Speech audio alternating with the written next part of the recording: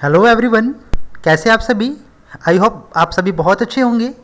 मैं अजीत सिंह और आज के इस वीडियो के अंदर हम लोग पढ़ने वाले हैं 12th class English flamingo book से chapter number 2 lost spring, story of stolen childhood. तो जो स्टोरी है लिखी गई है एनिस जंग के थ्रू और यहाँ पर आपको 2 स्टोरीज पढ़नी है। तो जल्दी से स्टार्ट करते अपने चैप्टर को। अबाउट द ऑथर, एनिस जंग इसकी राइटर हैं, was born in Rourkela and spent her childhood and adolescence in Hyderabad. पैदा कहाँ हुई थी? राउरकेला के अंदर, और उनका जो बचपन और उनकी जो किशोर अवस्था होती है वो हैदराबाद के अंदर भी थी। She receive her education in Hyderabad and in the United State of America. उनकी जो पढ़ाई लिखाई हुई हैदराबाद में हुई और यूएसए अमेरिका के अंदर हुई। हर पेरेंट्स वर बोथ राइटर, उनके माता और पिता दोनों ही क्या थे? लेखक थे। Anees Jung began her career as a writer in India. Anees Jung ने भी अपना करियर भारत के अंदर एज अ राइटर मतलब लेखक के रूप में स्टार्ट किया। She has been an editor and columnist for major newspaper in India and abroad. तो वो क्या करती थी? वो कौन थी? एक एडिटर भी थी और कॉलमिस्ट भी थी। अखबार के अंदर कॉलम के अंदर लिखना, उन्होंने ये काम इंडिया में भी किया और बाहर के देशों में मतलब कि अब्रोड में भी ये काम उन्होंने किया। And has authored several book, और कई सारी किताबें भी उन्होंने लिखी। The following is an except from the her book title lost spring, stories of stolen childhood. तो ये जो छोटा सा एक्सेप्ट है मतलब कि जो स्टोरी दी गई है आपको यहाँ पर, वो उनकी एक बुक है जिसका नाम ही क्या है? Lost spring, stories of stolen childhood में से। Here she analysis the grinding poverty and tradition which condemn the children to be a life of exploitation. तो यहाँ पर उन्होंने स्टोरी के अंदर एनालाइज किया है किसके बारे में? बच्चों के चाइल्डहुड के बारे में, कि किस प्रकार से बच्चों को चाइल्डहुड में ही काम वगैरह पे लगा दिया जाता है गरीबी के चलते, और किस प्रकार से उनका बचपन छीन करके क्या कर दिया जाता है, उनके साथ एक्सप्लोटेशन किया जाता है। तो इसी से रिलेटेड क्या है यहाँ पे, एक नहीं सॉरी 2 स्टोरी यहाँ पे बताई गई हैं। तो स्टार्ट करते अपनी पहली स्टोरी में, जिसका ये टाइटल है some time I find a रूपी इन अ गार्बेज। कि कभी कभी मुझे गार्बेज में से 1 रुपये मिल जाता है। Okay, why do you do this? आप ये क्यों करते हैं? आई आस्क्ड साहिब, मैंने साहिब से पूछा। Who I encounter every morning scouring for gold in the garbage, जो कि रोज़ सुबह मुझे मिलता है कहाँ पर? कूड़े में से काम की चीज़ें, मतलब गोल्ड मतलब काम की चीज़ें बिनता हुआ। अब ये साहिब कौन है? एक बच्चा होता है जो कि लेखिका को, हमारे ऑथर को एवरीडे मिलता है मॉर्निंग में, क्या करते हुए? गार्बेज में से गोल्ड मतलब कि काम की चीज़ें फाइंड आउट करता हुआ। अब garbage dump of my neighbourhood, जो गार्बेज ऑथर के बगल में ही आसपास कहीं पास पड़ोस में गिराया जाता है। Saheb left his home long ago, Saheb ने अपना घर बहुत पहले ही छोड़ दिया था। Set amidst the green field of Dhaka, जो कि कहाँ था? हरे भरे खेतों के बीच कहाँ था? ढाका, जो कि बांग्लादेश की राजधानी है। His home is not even and distance memory, उसकी दूर दूर यादों में भी उसका घर नहीं है। There were many storm they swept away their field and homes, वहाँ बहुत तूफान चलते थे। तूफान कहाँ पर? ढाका के अंदर, जो कि उनके खेतों को, उनके फील्ड मतलब खेतों को और घरों को उड़ा कर ले गए या नष्ट कर दिया। हिज मदर टेल्स हिम, ये सारी बातें उसे कौन बताता? उसकी mother. That's why they left, इस कारण उन्हें वो जगह छोड़नी पड़ी। Looking for gold in the big city where he now lives, अब वो यहाँ पे क्या काम करता है? कूड़े में से चीज़ें बिनता, मतलब गोल्ड फाइंड आउट करता है इस बड़े से शहर में, अब वो जहाँ रह रहा है। I have nothing else to do, कि मेरे पास करने के लिए कुछ भी नहीं है। ही मटर्ड, वो बड़बड़ाता है। लुकिंग अवे, दूर देखते हुए। गो टू स्कूल आई से ग्लिबली, मैंने उसे कहा स्कूल क्यों नहीं जाते? मतलब थोड़ा सा एक ऐसे सेंस में जो कि इनकम्प्लीट हो, सेंस हो। Realising immediately how hollow the advice must sound, मतलब कि जो लेखिका ने एडवाइस दी किसको? साहिब को, वो बहुत ही ज़्यादा अपने आप में खोखली थी। होलो मतलब खोखली, एक ऐसी एडवाइस जो कि कहीं ना कहीं उस बच्चे के काम की नहीं है। गो टू स्कूल मतलब तुम स्कूल जाओगे, इस तरीके की चीज़ें हैं। तो काफ़ी ज़्यादा क्या है, एक होलो एडवाइस होती है किसके लिए? साहिब जैसे बच्चों के लिए। चलिए देन क्या होता है? There is no school in my neighbourhood, अब साहिब क्या रिप्लाई देता है कि मेरे आसपास तो कोई स्कूल ही नहीं है। When they build one I will go, जब वो बन जाएगा तो मैं जाऊँगा। If I start a school will you come I asked half joking, मैंने हल्के मजाक के साथ एक मजाकिया टोन में पूछ लिया। ऑथर कहती है कि अगर मैं स्कूल स्टार्ट करूँगी क्या तुम आओगे? यस ही से स्माइलिंग ब्रॉडली, एक प्यारी सी मुस्कान देते हुए वो कहता हाँ मैं ज़रूर आऊँगा। A few day later I see him running up to me, is your school ready? कुछ दिनों बाद मैंने देखा कि वो मेरी तरफ दौड़ा चला आ रहा है और मेरे से आके प्रश्न करता है कि आपका स्कूल तैयार है। It takes longer to build a school, I say embarrassed at having made a promise that was not meant.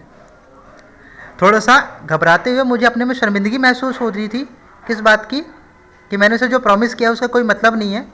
और तो मैंने इस एम्बेरसमेंट के साथ एक बात कह दी उसे कि स्कूल को बनने में काफ़ी वक्त लगता है, और अपने आप में मुझे कहीं इस प्रॉमिस का क्या होता है शर्मिंदगी महसूस हो रही थी। ऑथर बताती हैं but promises like mine abound in every corner of his bleak world, लेकिन इस तरह के जो झूठे वादे हैं, जो जोकिंग एडवाइजेज हैं, उसके अंधेरी दुनिया में बहुत सारे भरे पड़े। किसके? साहिब के। After month of knowing him, महीने क्या हो गए? महीने हो गए उसे जानते हुए। I ask him his name, मैंने उसका नाम पूछा। साहिब आलम ही अनाउंस, उसने घोषणा की, उसने बताया कि उसका नाम क्या है? Saheb Alam. He does not know what it mean, शायद वो नहीं जानता था कि उसके नाम का अर्थ क्या है। If he new it's meaning Lord of the universe he would have a hard time believing it, यदि वह जानता अपने नाम का अर्थ जो कि होता है लॉर्ड ऑफ द यूनिवर्स, मतलब कि ब्रह्मांड का स्वामी, तो शायद उसे इस बात का विश्वास नहीं होता। Unaware of what his name represent, he Rome the street with his friend and the army of barefoot boys we who appear like the morning birds and disappear at noon। तो वो अपने नाम से अनजान, अपने नाम के अर्थ से अनजान, अपने दोस्तों के साथ रोजाना गलियों में निकलता है एक सेना के साथ। सेना कैसी? नंगे पैरों वाली, वो भी बॉयज़ की होती है, और वो मॉर्निंग में निकलते जैसे कि बर्ड्स आसमान में निकलते दिखाई देते, और दोपहर होते होते वो डिसअपेयर मतलब कि अदृश्य हो जाते, गायब हो जाते हैं। ओवर द मंथ्स, महीनों बीत जाते हैं। I have come to recognise each of them, और कुछ महीनों बाद मैं उनमें से सबको पहचानने लगती हूँ। Why aren't you wearing chappals? I ask one, और दोबारा जब उनसे मीटिंग हुई एक बार मेरी, तो क्या देखा, उनमें से मैंने एक से पूछा कि तुमने चप्पलें क्यों नहीं पहनी हैं? My mother did not bring them down from the self, he answer simply, उसने बिल्कुल सिंपली रिप्लाई दिया कि मेरी मदर उसे सेल्फ से उतारती नहीं है। सेल्फ मतलब अलमारी के ऊपर से उसे उतारती नहीं है। Even she did he will throw them off ads another who is wearing shoes that do not match, कि अगर इसकी मम्मी उतार भी देगी तो ये नहीं पहनेगा। एक दूसरा बच्चा कहता है जिसने खुद ही ऐसे जूते पहने थे जिसके जूते एक दूसरे से मैच नहीं होते, मतलब कि उसने बेजोड़ी जूते पहने हुए थे जो कि अलग अलग थे। तो वो बच्चा रिप्लाई करता है अगर इस बच्चे की मम्मी जूते उतार के दे देगी तो ये भी तब भी नहीं पहनेगा। मैंने कमेंटेड ऑन इट, मैंने कमेंट किया, टिप्पणी करी, किस पर? उस बच्चे के जूतों पर, कि उसने अलग अलग जूते क्यों पहने हैं। ही suffered his feet and staying से नथिंग, उसने अपने पैरों को आगे पीछे किया, मतलब शर्माते हुए, और कुछ नहीं बोला। I want shoes says a third boy who has never owned a pair all his life, कि उनमें से एक बच्चा जिसने अपनी ज़िंदगी में कभी भी जूते नहीं पहने थे, नहीं देखे थे ठीक से, तो वो कहता है कि मुझे जूते चाहिए। Travelling across the country I have seen children walking bear foot in cities of village road, कि मैंने शहरों में, गाँवों के अंदर बहुत सारे लोग बच्चों को देखा है नंगे पैर, बेयर फुट मतलब नंगे पैर ट्रैवल करते हुए। जब वो ट्रैवल करते हैं मतलब कि जब ऑथर ट्रैवल करती कहीं आती जाती हैं, तो उसने पूरे देश के अंदर बच्चों को देखा नंगे पैर घूमते हुए, शहरों की बात करें या गाँवों की बात करें। It is not lack of money but a tradition to stay bare foot, it is one explanation, कि उनमें से एक बच्चा कहता है कि नहीं नहीं, ये ऐसा नहीं है कि हमारे पास पैसे नहीं है जूते पहनने के लिए, बल्कि क्या है कि हमारा ट्रेडिशन है कि हम नंगे पैर घूमना चाहते हैं। I wonder if this is only an excuse to explain away a perpetual state of poverty, और मैंने ये बात भाप ली कि वो एक एक्सक्यूज, एक बहाना लगा रहे हैं और एक्सप्लेन करने की कोशिश कर रहे हैं अपने परपेचुअल स्टेट ऑफ पॉवर्टी को छुपाने। परपेचुअल मतलब एक गंभीर, रूप से अपनी गरीबी को, वो जिस गंभीर गरीबी से गुजर रहे हैं उसको छुपाने के लिए एक्सक्यूज़ बना रहे हैं बच्चे वो, कि उनके ट्रेडिशन है, पैसे की कमी उनके पास नहीं है। बट एक्चुअल तो ये है कि उनके पास पैसे नहीं है अपने जूते खरीदने के लिए। I remember a story of a man from the Udipi once told me. तो मुझे याद आ जाती है कहानी एक व्यक्ति की जो कि ओडीपी का था, उसने मुझे एक बार बताया था। As a young boy he would go to school past an old temple, कि वो स्कूल जाने से पहले कहाँ जाता था, मंदिर में जाता था। Where his father was a priest, जहाँ पर उसके पिताजी क्या थे, पुजारी थे। He would stop briefly at the temple and pray for a pair of shoes, और वहाँ पे वो रुकता था और प्रार्थना करता था भगवान से एक जोड़ी जूतों के लिए। 30 years later I visited his town and the temple. 30 साल बाद मैं वहाँ गई, वहाँ मैंने विजिट किया और उस टेम्पल पे भी, उसके गांव में भी। Which was not drawn in an air of the desolation, कि वहाँ तो भाई क्या था, निर्जनता, मतलब कि वहाँ पर कोई लोग थे ही नहीं। डिसोनेंस का मतलब क्या है, डिसोलेशन का मतलब ऐसी जगह जहाँ पर लोग ना दिखाई दे। तो वहाँ पे वीरान सा गांव दिखाई दिया। In the backyard where the live the new priest. अब बैकयार्ड मतलब मंदिर के पीछे क्या देखा, अब नया प्रीस्ट था। There were red and white plastic chair, जहाँ पर लाल और सफ़ेद रंग की प्लास्टिक की चेयर रखी हुई थी।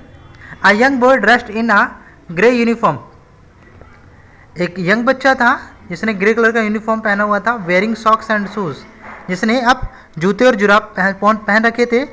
Arrive painting and through the school bag on the folding bed, वो हाँफते हुए आता है और अपना स्कूल बैग फोल्डिंग बेड पे पटक देता है। फोल्डिंग बैग मतलब कि जो खाट होती है उस पर।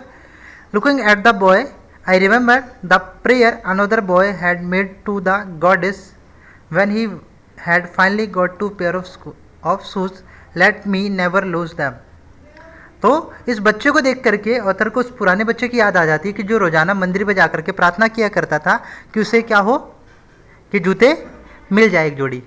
और जब उसे जूते मिल गए होंगे तो उसने दूसरी प्रेयर करी होगी भगवान से कि मेरे को ये जूते मिले तो मेरे से ये जूते कभी ना खोएं। The goddess had granted his prayer, और भगवान ने उसकी, देवी ने, जो देवी थी मंदिर के अंदर, उसने उसकी प्रार्थना को क्या कर लिया, ग्रांटेड मतलब कि स्वीकार कर लिया। Young boy like the son of priest now वोर शूज, उस यंग बॉय की तरह इस प्रीस्ट के बच्चे ने भी क्या कर रखा है, जूते पहन रखे हैं। But many other like the rag picker in my neighbourhood remain shoeless, लेकिन बहुत सारे बच्चे इन कूड़ा बिंडे वालों की तरह अभी भी मेरे पास पड़ोस के बच्चों ने जूते नहीं पहने, आज भी वो शूजलेस है।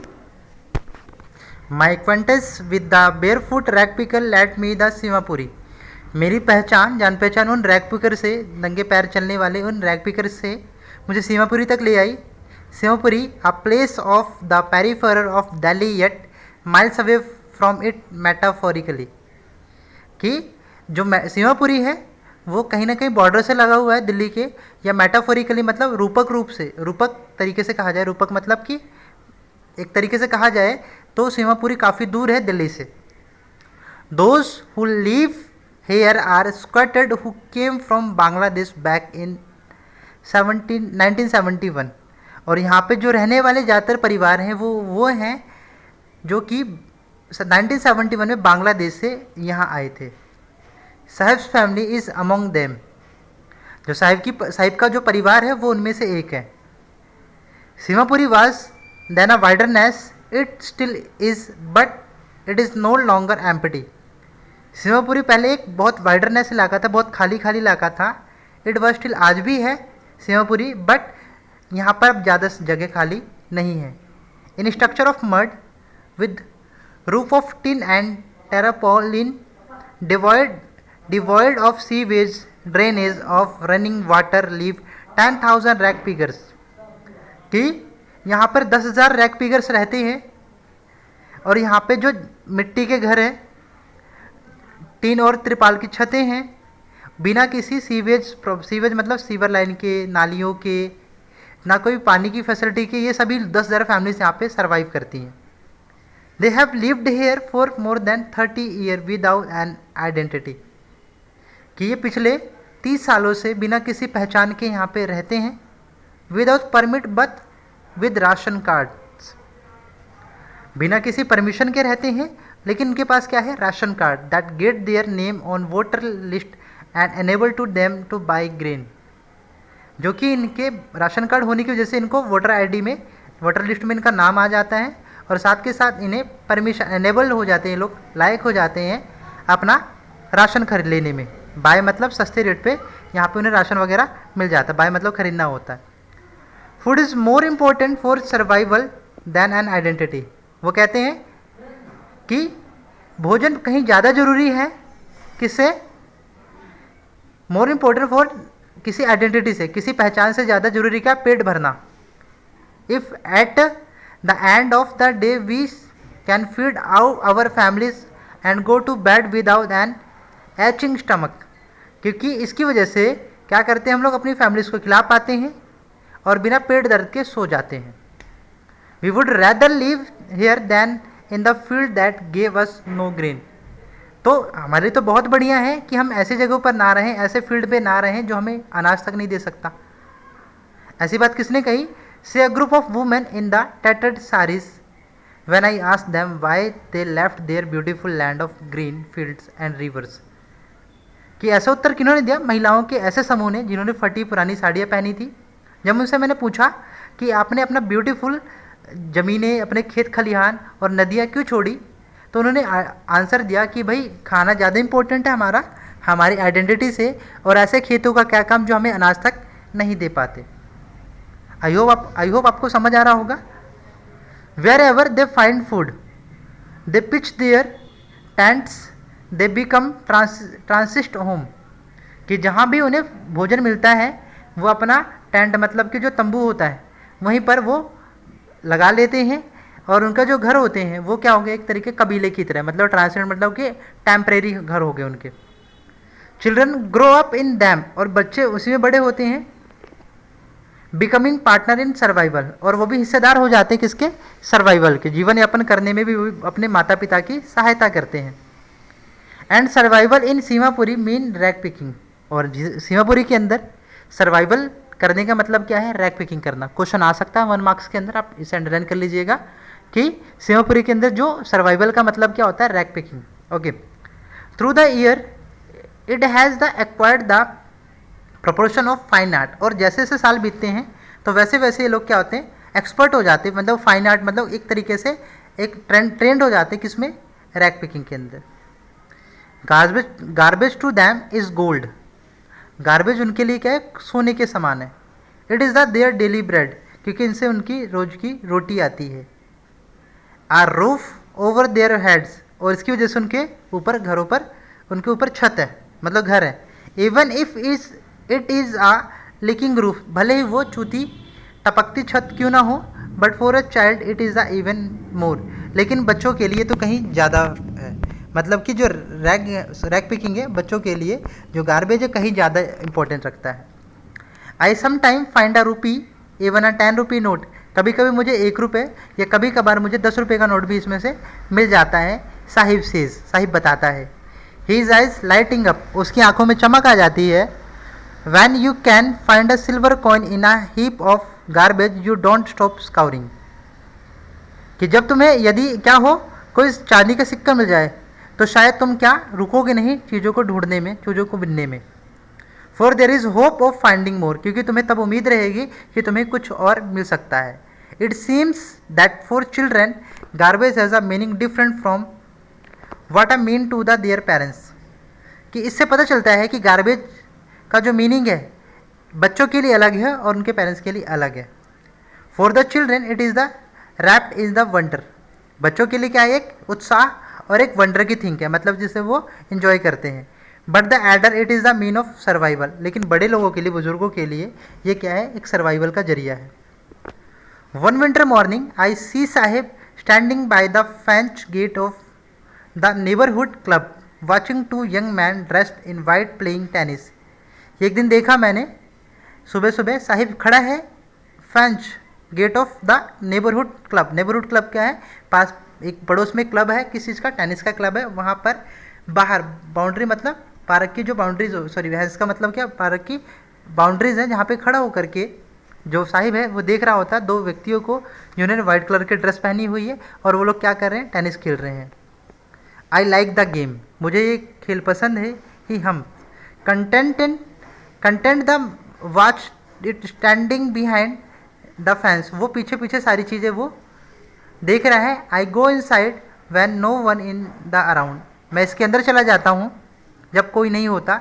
ही एडमिट, वो बताता है। That gatekeeper lets me use to swing, और मुझे जो चौकीदार होता है वो मुझे नहीं रोकता, मतलब मुझे झूला झूलने देता है। Sahib two is wearing tennis shoes that look strange over his discoloured shirt and shorts. कुछ टाइम बाद साहिब दोबारा मिलता है ऑथर से, और इस बार वो देखता है क्या कि ऑथर देखती हैं कि इस बार उसने टेनिस शूज़ पहने हुए हैं और बड़ा ही अजीब सा दिखाई दे रहा है। वो एक डिस्कलर की, मतलब एक बेरंग की शर्ट पहनी उसने और अजीब सा शॉर्ट्स निक्कर लाइक पहना हुआ उसने। Someone gave them to me, कि किसी ने मुझे ये दिए हैं। He says in the manner of the explanation, अपनी बात को वो एक्सप्लेन करते हुए कहा कि ये जूते मुझे किसी ने दिए हैं।